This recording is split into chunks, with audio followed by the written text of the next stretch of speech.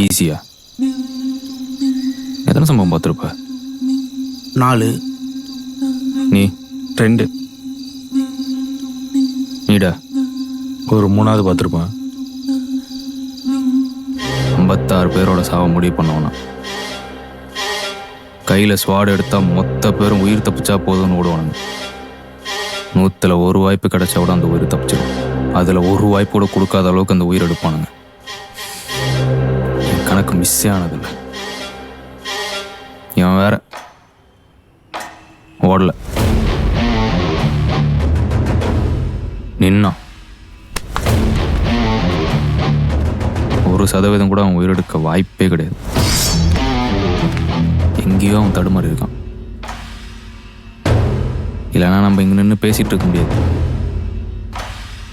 பேசாமல் அவளை அடித்து தூக்கி விட்டு அவனை போட்டிருக்கணும்.